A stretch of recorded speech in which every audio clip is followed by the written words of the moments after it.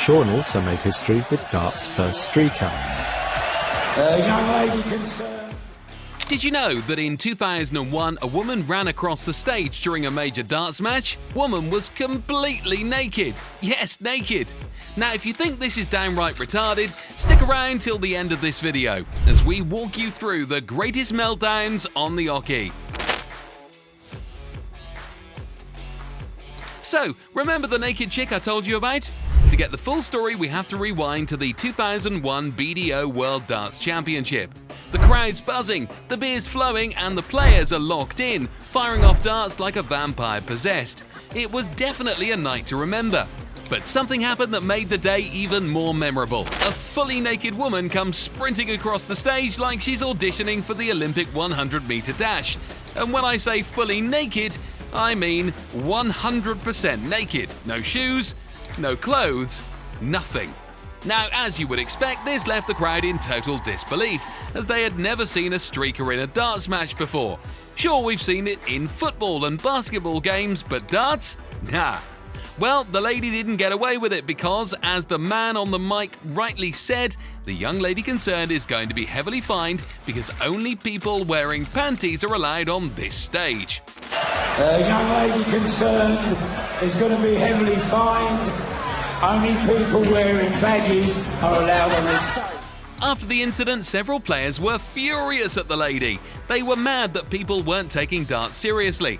Because after all, this wasn't just a freaking pub game anymore. It was a televised championship.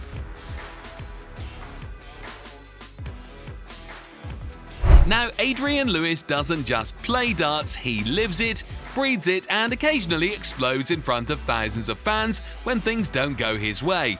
The guy is basically the human embodiment of a pressure cooker, and when that steam valve blows, oh boy, things get wild. Let's go back to 2006. Adrian Lewis is facing Peter One Dart Manley in a PDC World Championship match, and it's already tense. Lewis starts accusing Manley of trying to put him off, talking during throws, walking too loudly, and even breathing too hard. Well, Kimberley was happy. Adrian Lewis having a word with Russ Gray. Peter Manley. It was darts, but it felt like a street fight with tungsten. Then boom! Lewis storms off the stage mid-match, just walks off like he's had enough of life. The crowd loses it, and there's a lot of booing, shouting, and absolute chaos. As you would expect, the PDC slapped him with a fine, but the message was clear: Lewis doesn't mess around when it comes to focus. Fast forward to 2012 and he's back at it again. This time he's in a semi-final battling James Wade. Then mid-match he complains there's a current of cold air blowing through. No joke. Der Wind, irgendwie ist eine Tür offen. Es zieht offensichtlich ein Wind rein. Könnte sein, sie sagen das nicht für nicht. Beide sagen. Well, both players leave the stage while officials frantically investigate. What followed was a 25-minute intermission where the only wind being felt was the crowd blowing their gaskets. People watching at home were confused, and commentators didn't know what to say. Was it gamesmanship, paranoia, or bad ventilation? Nobody could figure it out. Well, Lewis went on to win the match, but his critics had plenty to say about the drama. Was he mentally fragile, or just a perfectionist in a sport where the tiniest distraction can ruin everything? Either way, Adrian Lewis doesn't go quiet. He causes controversy, he causes chaos, and honestly, that's why we love him. Moving on to Lukelittler. And yeah, he might only be 18, but he's already living like a darts veteran. I mean, this kid came out of nowhere, smashing his way into the spotlight like a pint-sized wrecking ball. And while his game can be electric, it turns out the pressure of the spotlight is just as heavy as those tungsten darts. It all went down in Liverpool, and honestly, he kind of asked for it. After mocking Liverpool FC, a football club with one of the most unforgiving fan bases on the planet, he faced the music. Stephen Bunting, a Liverpool local and Littler's opponent, called him fragile, and that lit the fuse. Littler responded on social media with "Bring on the booze, Liverpool," and guess what? They booed. They really booed. Stephen, you require 40. He has to take this chance. There is no other option. From the moment he stepped up, the crowd was relentless. Every throw was met with heckles, whistles and jeers. And sure, he tried to act tough, but you could see it got to him. His rhythm was off, his accuracy dipped, and while Littler is known for thriving under pressure, his emotions started to unravel. Then came the Gerwyn Price match. It was the quarter-finals. It was a big stage and the stakes were high. Unfortunately, Littler lost, but it wasn't just a regular loss. The look on Littler's face was like a kid who just had his bicycle stolen by bullies. Sure, he gave Price a congratulatory hug, but the look had already given him away. Cameras caught the whole thing, social media lit up with memes, and people debated whether he was just a fiery competitor or someone cracking under the pressure. But one thing's for sure, he's already proving that darts isn't just a game of skill, it's a game of nerves, pride, and occasionally a bruised ego or two.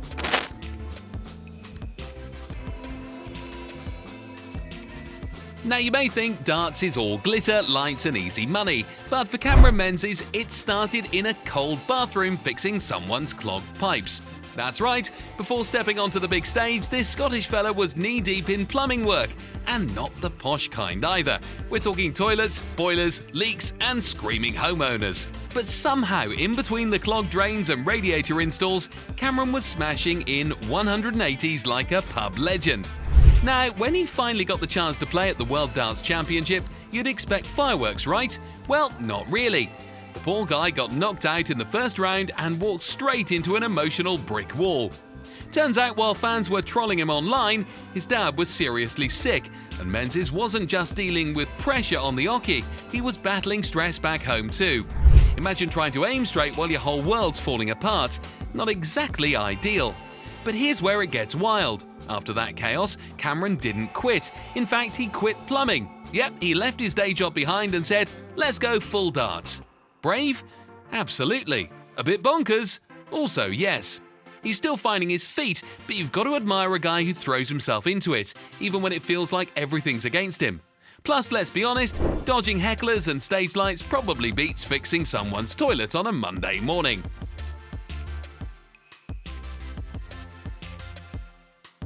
Normally, Ryan Searle looks like a guy who'd crush a match with one hand while sipping a pint with the other. But lately, things haven't exactly been smooth sailing for the man known as Heavy Metal.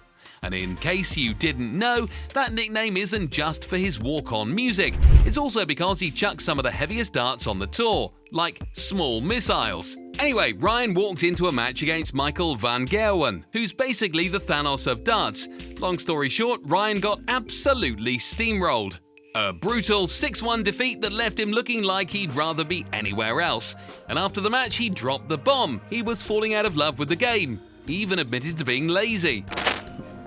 I do. Just sometimes I'm just a little bit lazy at times. And honestly, you could tell. His throws were off, his vibe was off, and he just looked like a guy stuck in a sport that used to feel like home, but now felt like homework. Even though he started the year with some decent momentum, things went downhill fast. Out of multiple tournaments, he only made it to one measly quarter-final. And for a top 20 player, that's rough. And it's not just about losing, it's about feeling like you're stuck in a loop of failure and frustration, with everyone watching. What's worse is that darts isn't exactly forgiving. One off day, you're out. One bad week, you're forgotten. And when the fans turn on you, or you start doubting yourself, it spirals fast. Searle's been honest though. He said he's trying to reset, take a breather and find that spark again. So maybe he's down now, but he's not out. And if he ever does fall back in love with darts, it's going to be a comeback worth watching. Alright, let's talk about the real drama queens of darts. And no, we're not talking about the players this time. We're talking about the crowd. Because sometimes these fans act like they're at a football riot, not a darts tournament. Now, the Premier League darts event in Glasgow in 2025 was supposed to be just another night of tungsten magic. But what actually happened was nothing but chaos. The crowd went full rogue mode, booing, whistling and shouting between throws. It got so bad, the whole atmosphere turned toxic. You'd think the players had insulted someone's gran. 59, stop whistling! Luca required 20. That person needs to be careful because Kirk can do kung fu. Gerwyn Price, the guy who's never been shy about a little confrontation, decided to fight fire with fire. He literally whistled back at the hecklers mid-match. The man didn't even break stride, just turned around and gave it right back. And guess what? The place went even wilder. The PDC, basically the darts police, had to jump in with a statement telling fans to behave like decent humans. But here's the thing, this kind of stuff happens a lot more than you think. Some fans show up not to watch darts but to get hammered, dress up like bananas and scream abuse. And while it's all fun and games for some, it actually messes with the players' heads. Imagine trying to focus with 1,000 drunk Elvis impersonators yelling moo every time you throw. There's a fine line between creating a fun atmosphere and just being obnoxious. Some crowds cross it repeatedly, and it's not just annoying, it's unfair. Because love it or hate it, darts is still a sport. And when you mess with the rhythm, you mess with the whole game. So next time you see a player flinch or miss a big shot, don't be so quick to judge. Maybe it wasn't nerves, maybe it was the dude dressed as a hot dog yelling, "Miss it!" in the front row. That being said, hit the comments and tell us about other meltdowns on the Oche you can think of. And if you're down for more dart craziness, subscribe to the channel and we'll see you in the next one.